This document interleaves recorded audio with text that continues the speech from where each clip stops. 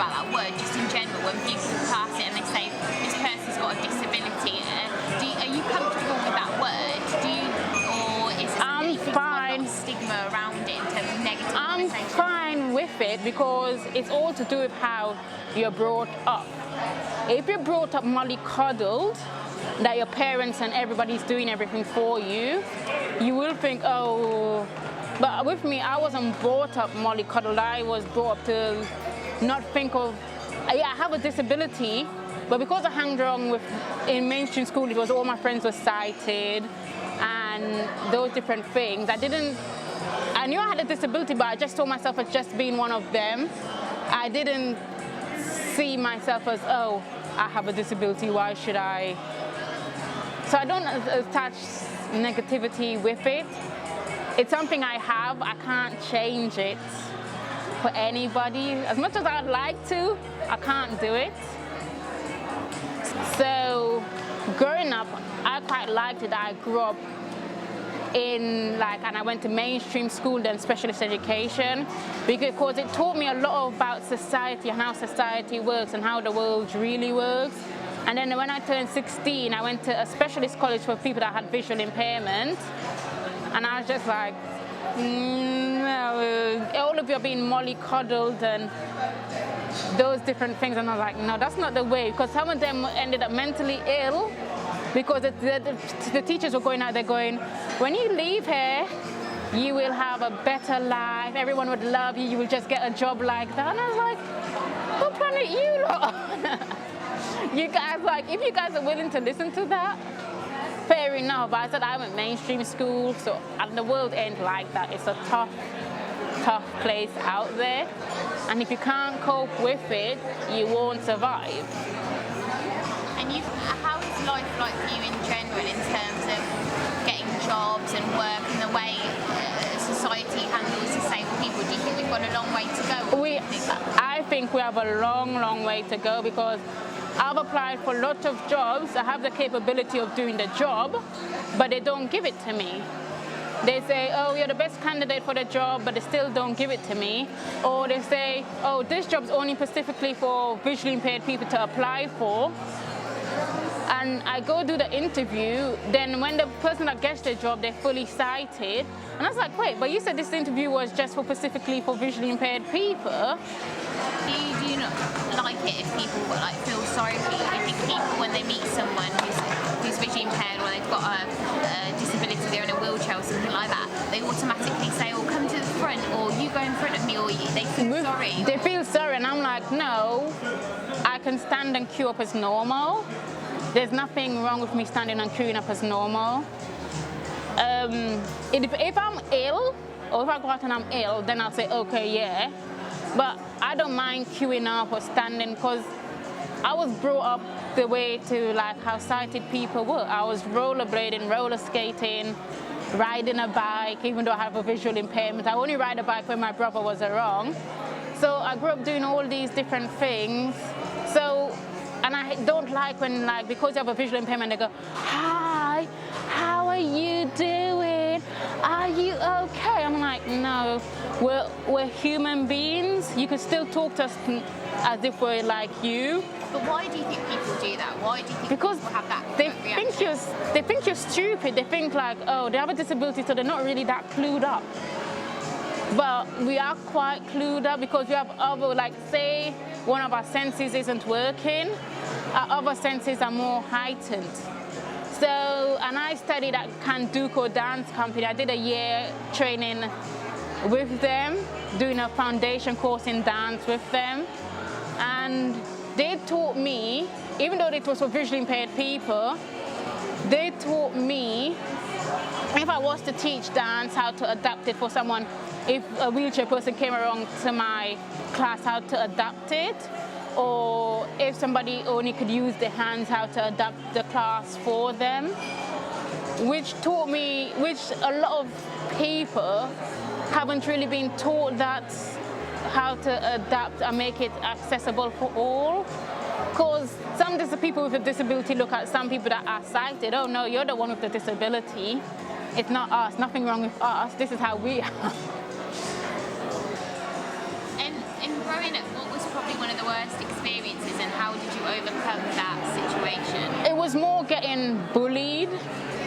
It was more getting bullied as a child by other children. Is there one specific incident that sticks in your mind? It was more during, because I'm in mainstream schools, primary and secondary, it was more those times that when you get called four eyes or get called a blind bitch. And how did you deal with those situations? Well, at the time I always used to cry and go crying to my brother who I went to school with, because we're a year apart in age.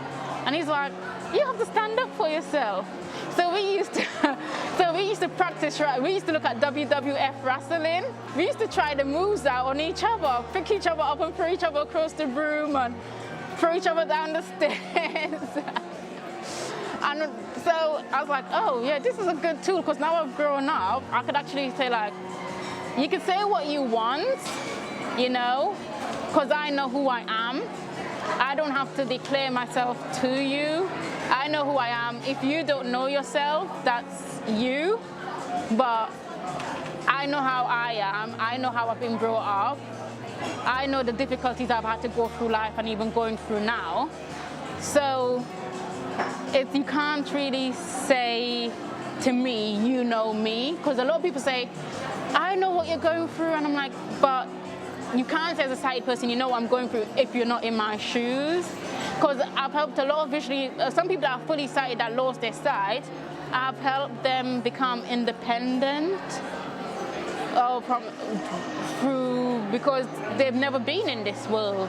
And some of the people don't even know who they could turn to or what organizations they can go to for help. And do just as well.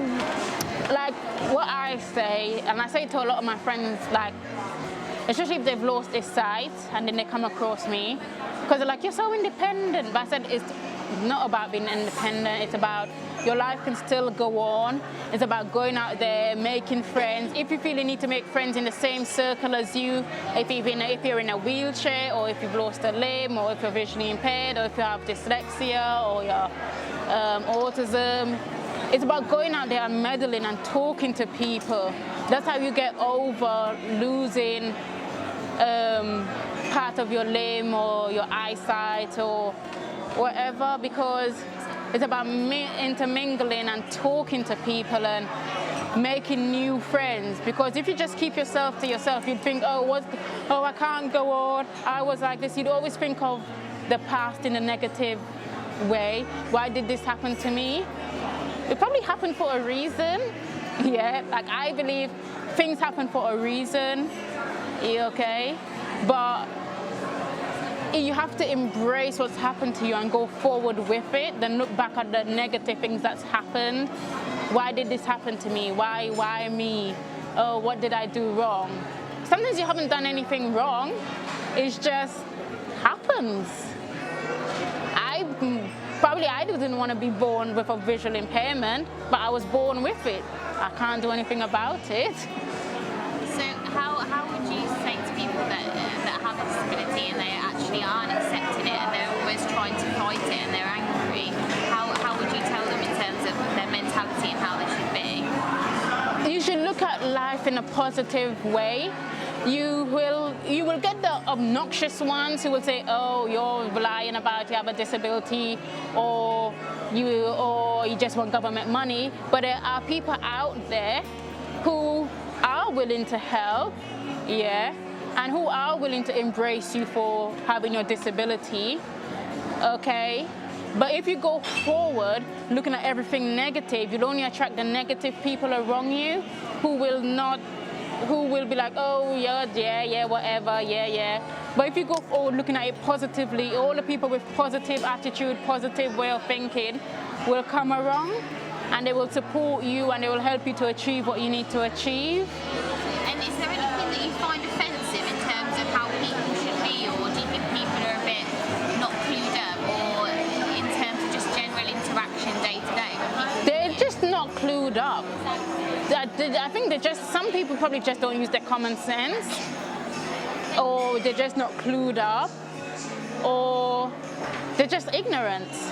Because there are some people that are just ignorant. But That's why I say the world is a funny place.